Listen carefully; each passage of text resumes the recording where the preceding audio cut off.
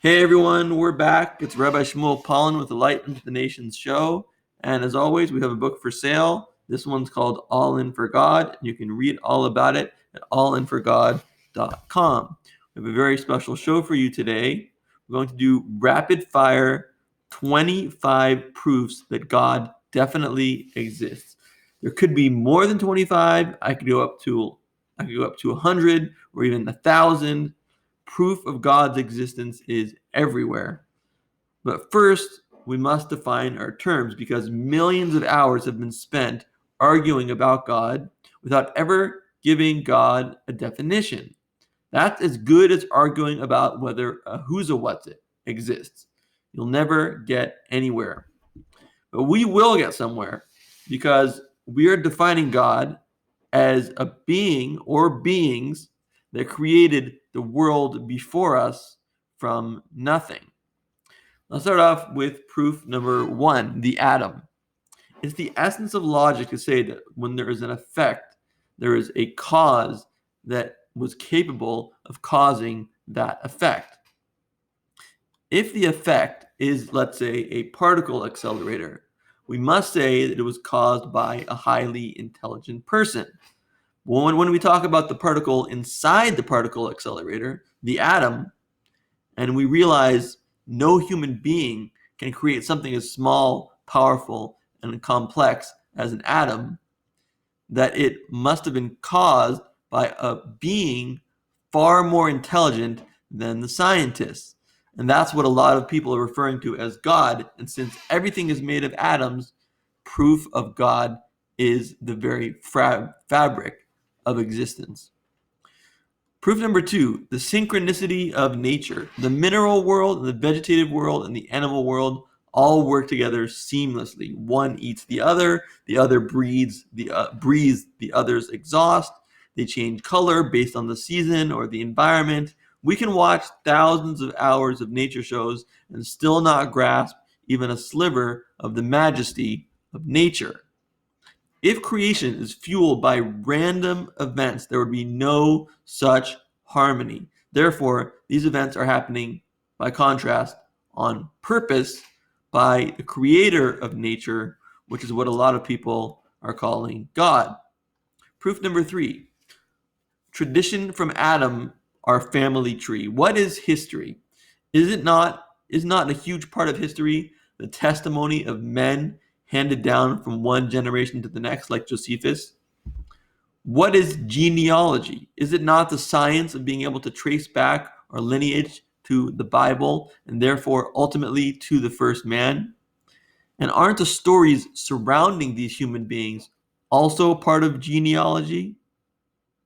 Well, our historic record that's been handed down by the Jews, aka the 3 million strong witness nation, is that the Bible is a true revelation from God. That revelation tells us a lot of history, and among that history is that Adam was the first man. And since stories surrounding genealogy are also part of genealogy, we must say the account of the Bible that God created Adam is true.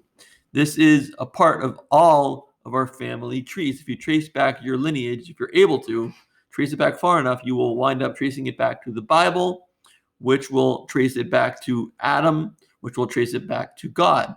So God is part of your family tree. We have a tradition from Sinai.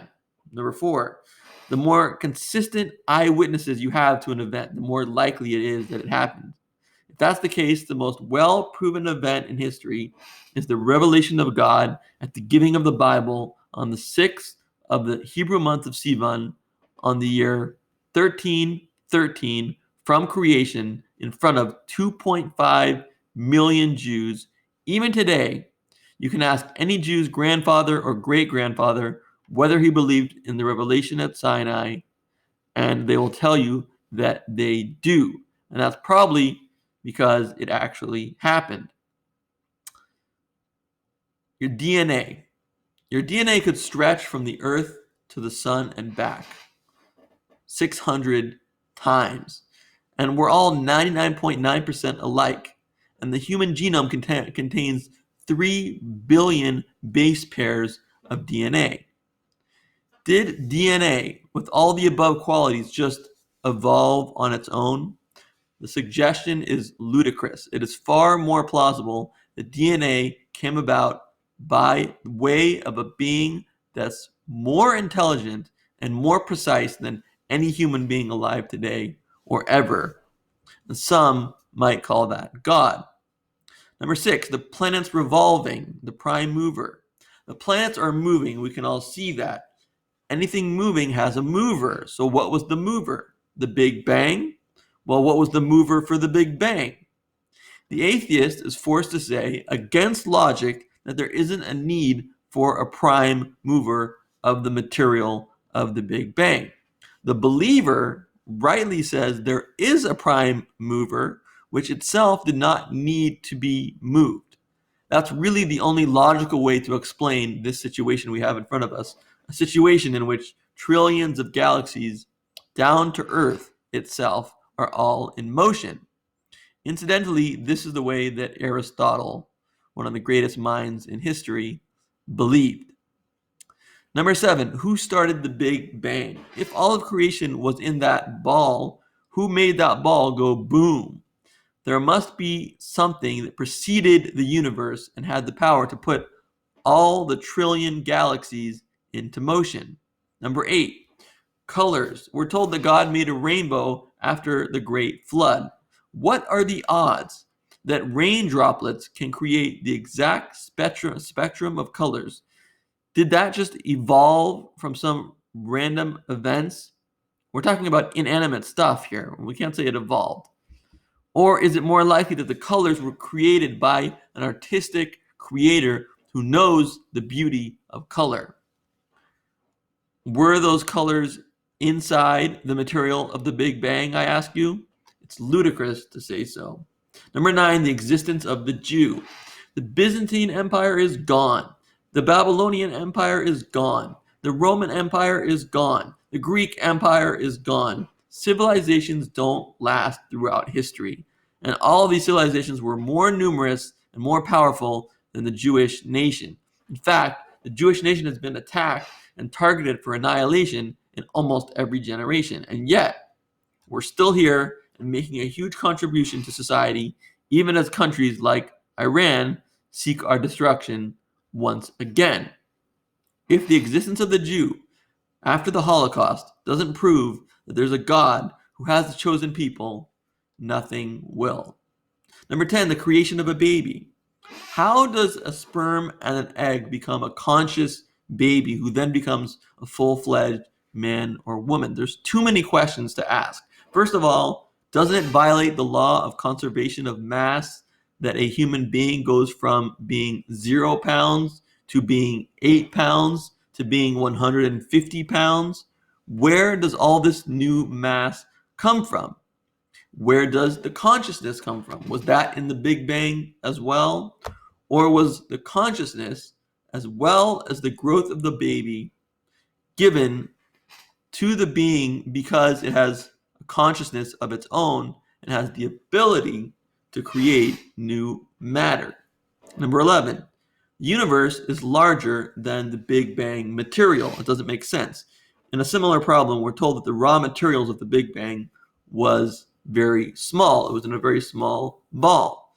The universe, however, is very large. In fact, it has trillions of galaxies. No matter how dense that ball is, there is no way it's fitting inside of it a trillion galaxies. It's ludicrous. It makes more sense that a being larger than a trillion galaxies created a trillion galaxies. Some might call a being that immense God. The first combiner. Who combined everything? Who fused the electron, the neutron, and the proton? Who fused hydrogen and oxygen to make water? Who fused the 4 types of nitrogen bases, adenine, thymine, guanine, and cytosine, to make DNA? Is it logical to say they combined by random events? Or is it more logical to say they combined by purposeful events? There's no evolution to fall back on here. These are inanimate objects. These combinations were made extremely carefully by whoever did it. Someone with that level of care and precision and power at the microscopic level is what some might call God. Number 13, a watch. Look at the watch you're wearing if you're wearing a watch. What if someone tried to tell you that the watch was created by random events? You'd say you're crazy, even if you gave them billions of years for it to happen. You'd still say they're crazy. You know it was created on purpose by someone who knew what they were doing. So why is the world, even more complex than a watch, any different? Number 14, a similar one, a painting. Look at a painting in your house. Is it more likely that that painting was done randomly, or is it more likely that it was done intentionally with great skill? Realize that the painting is just mimicking the outside world. The outside world itself is an even greater painting than any painter could do. Wouldn't that painter have to be something like God? NDEs, near-death experiences. The Lancet Medical Magazine out of England has reported thousands of cases of people who were clinically dead, and yet their life went on. There were certain features that were common to all of them, such as a great light, a tunnel, and a life review. The commonality knocks out the possibility that these were just hallucinations, which would all be totally different. Doesn't this prove that we are more than just a body? Doesn't this prove that we have a soul? And wouldn't a soul need to be created by God? Number 16, we are more than just our body. We are consciousness. We have a soul. If you cut off my arm, I am still Shmuel. Not less of a Shmuel, the exact same Shmuel that I was. So Shmuel is beyond the body. That's what we call a soul. Number 17, fine-tuning. The fine-tuning argument says that the present universe, including the laws that govern it, and the initial conditions from which it has evolved, permits life only because these laws and conditions take a very special form. Small, tiny changes would make life impossible. Even Stephen Hawking had to admit that the size of the electric charge of the electron and the ratio of the masses of the proton and the electron, the remarkable fact is that the values of these numbers seem to have been very finely adjusted to make possible the development of life. Well, I wonder who adjusted it that way. I wonder who fine-tuned it. Did your piano tune itself, or was it tuned purposefully by someone? The strong nuclear force, if it were 2% stronger than it is, while the other constants were left unchanged, diprotons would be stable. According to physicist Paul Davies, hydrogen would fuse into them instead of deuterium and helium. This would drastically alter the physics of stars and presumably, basically, would preclude the existence of life, similar to what we observe on Earth. So he's saying if these constants are wrong, even by a little bit, we all die. That's basically what he's saying. Could a bomb be diffused by evolution, even if you gave it billions of years? Could a bomb be diffused by a big bang that happened billions of years ago? If you believe the bomb is diffused intentionally, why don't you believe that the physical constants were created intentionally when getting those wrong could not just blow up a building, but blow up the entire human race? Number 18, how do we really know what is good? How do you really know not to kill? If you grew up in Nazi Germany, you would believe it's fine to kill. And we could say that about many other civilizations throughout history. But how do we really know? Why does it bother us so much in the pit of our stomach if an innocent person is killed? Pharaoh from Egypt threw all Jewish babies, male babies, into the Nile River. It was the Bible that set down the law of the 10 Commandments and do not murder. And the Bible is the only thing that cannot be corrupted by tyrants. And the Bible says that the Bible is a revelation from God. Number 19, how the ball of the Big Bang got there. What was there before the raw materials of the Big Bang? If you say something, then that's not the raw materials before the Big Bang. If you say nothing, we can laugh you out of class because you're saying that nothing created something. And we all know that nothing only creates nothing. So the only other choice is that there was something that created the raw materials of the Big Bang, but that something did not need a creator. It did not need anything preceding it. Now, you might say that's a double standard. If the raw materials had to have a creator, God must have had to have a creator as well. But that's wrong, because the God we're talking about is beyond the laws of the universe. He created the laws of the universe, and therefore he needs no creator, as would be true within the universe. Within the universe, there needs to always be something preceding something, but not outside of it.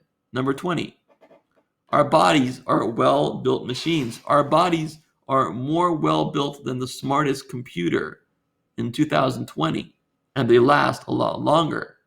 Doesn't that mean the creator of the body is smarter than the smartest computer programmers? I think it does. 21, Bible codes. Scientists are laughing at me now because they like to think that they have debunked Bible codes as a proof that God exists. But they are almost all, ignorant of the Talmud, which points out many legitimate things that foretell historical events in ways that cannot be random. One interesting code is in the book of Esther. After the Jews defend themselves and killed 10 sons of Haman, Esther asked the king, "If it pleases the king, let it be granted to the Jews to do tomorrow also as this day, and have the bodies of Haman's 10 sons hanged in public display on the gallows." Esther's request seems somewhat strange. The 10 sons of Haman had already been killed. Why did Esther request the king to hang them again? The simple approach suggests that she made this request so that everyone would know the consequences that would befall them, just in case anyone else might think of harming the Jews. However, rabbinic commentaries offer a different spin on the events that inspire the holiday of Purim. Commenting on the word tomorrow in Esther's request, the Midrash, Tanhuma Bo 13, comments, "There is a tomorrow that is now and a tomorrow that is later," indicating a prophecy for the future. Esther unconsciously prophesies a time when the Jewish people would reenact the hanging of Haman's 10 sons. And now, as radio star Paul Harvey used to say, you're going to hear the rest of the story. After World War II, the surviving Nazi leaders were tried at Nuremberg for their war crimes. On October 1st, 1946, 12 of the German defendants were sentenced to death by hanging for their part in the atrocities committed against the Jews and others. One of those convicted was Martin Bormann, who was sentenced in absentia. A second was Hermann Göring, who committed suicide in his cell just hours before the executions. The remaining 10 Germans were hanged on October 16, 1946. The date is significant, as you will see. In listing the names of the 10 sons of Haman, Jewish tradition always has required that the 3 letters in the name of Haman's sons be written in a smaller font, a Tuf, a Shin, and a Zayin, which has the gematria, i.e. the numerical equivalent of 707, because Shin is 300, Tuf is 400, and Zayin is 7. It was not known why we needed to write these 3 letters in a smaller font for millennium, but now we know. When in Hebrew we speak of the calendar year, we do not use the 1,000 number. This year, for example, is 5,778 in Hebrew, or whatever it was at the time, with the writing of 5,773 at the writing of this article. In Hebrew, is called Shin Taf Ayin Gimel, or 773. It is assumed that everyone knows what millennium they are in. So based on the word tomorrow in Esther's request as clearly being some future event, these smaller 3 letters were a future prophecy for the killing of Haman's 10 sons in a future year 707. It could have been 4707 or 5707. October 1946, when the 10 Nazi criminals were executed, was the exact year 5707, or in Hebrew, Tafshin Zion, the exact same letters and numbers. The 10 remaining Nazis fulfill the request of Esther that tomorrow let Haman's 10 sons be hanged. These were 10 Nazis, sons of Haman, also known as Hitler. Furthermore, since the trial was conducted by a military tribunal, the sentence handed down should have been death by firing squad or by an electric chair as practiced in America. However, the court specifically prescribed hanging exactly as per Esther's request. The New York Herald Tribune of October 16, 1946 reported, with burning hatred in his eyes, Julius Streicher, one of the Nuremberg 10, looked down at the witness and shouted as he was about to be hung, Purim Fest, 1946. Now that cannot be random. Proof 22, the moon. Our moon is the perfect size and distance from the Earth for its gravitational pull. The moon creates important ocean tides and movements, so ocean waters do not stagnate, and yet our massive oceans are restrained from spilling across the continents. Just think how a difference of a few miles would cause those rivers to overflow and destroy all of humanity. That didn't just evolve that way. And the Big Bang doesn't have the kind of intelligence to get that one exactly right. Something created that with a purpose and precision, and some might call that God. Next, proof 23, the human brain simultaneously processes an amazing amount of information. Your brain takes in all the colors and objects you see, the temperatures around you, the pressure of your feet against the floor, the sounds around you, the dryness of your mouth, even the texture of your keyboard. Your brain holds and processes all your emotions, thoughts, and memories. At the same time, your brain keeps track of the ongoing functions of your body, like your breathing pattern, eyelid movement, hunger, and movement of the muscles in your hands. The human brain processes more than 1 million messages a second. Your brain weighs the importance of all this data, filtering out the relatively unimportant. This screening function is what allows you to focus and operate effectively in your world. The brain functions differently than other organs. There is an intelligence to it, the ability to reason, to produce feelings, to dream and plan and take action and relate to other people. How many quadrillion years would it take for something that complex to evolve? It's ludicrous to think that the brain was created without intention. The creator of the brain must have been pretty great. Some might call that God. Proof 24 is short. Nothing creates nothing. Only something can create something. That means something was there that preceded the universe. Some might call that God. And finally, proof number 25, the Bible's predictions are true. If a book accurately and repeatedly predicts the future, it can safely be said that something special is going on, perhaps even something supernatural. And there are so many prophecies in the scriptures that it should be easy to take a look and decide if the Bible is supernatural. As it turns out, the Bible, the book which attests to God's existence, is full of fulfilled prophecy. You can read the first such prophecy in Jeremiah 25, 11 through 12.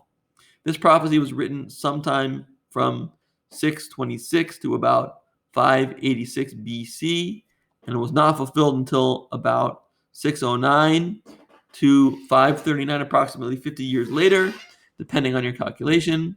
It says, this whole country will become a desolate wasteland, and these nations will serve the king of Babylon for 70 years.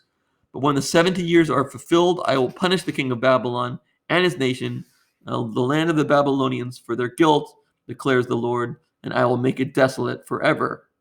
In this passage of Scripture, Jeremiah said that the Jews would suffer 70 years of Babylonian domination, and that after this was over, Babylon would be punished.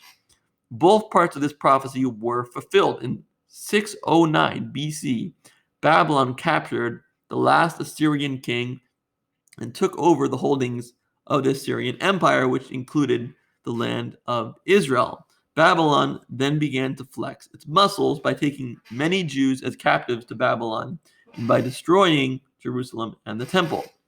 This domination of the Jews ended in 539 BC when Cyrus, a leader of Persians and Medes, conquered Babylon, bringing an end to the empire. The prophecy also had another fulfillment. The Babylonians destroyed Jerusalem's temple in 586 BC, but the Jews rebuilt it and consecrated it exactly 70 years later in 516 BC. Restoring the temple showed in a very important way that the effects of the Babylonian domination had indeed come to an end. And then in Isaiah 45:1, written perhaps between 701 and 6681 BC, you will find a prophecy that was ultimately fulfilled hundreds of years later in 539 BC. This is what the Lord says to his anointed, to Cyrus, whose right hand I take hold of, to subdue nations before him, and to strip kings of their armor, to open doors before him, so that gates will not be shut. That's what the verse says in Isaiah 45:1. In this passage, the prophet says God would open the gates of Babylon for Cyrus and his attacking army, despite Babylon's remarkable defenses, which include moats and walls that were more 70 feet thick and 300 feet high, with 250 watchtowers. Cyrus was able to enter the city and conquer it. Cyrus and his troops accomplished it by diverting the flow of the Euphrates River into a large lake basin. Cyrus was then able to march his army across the riverbed and into the city.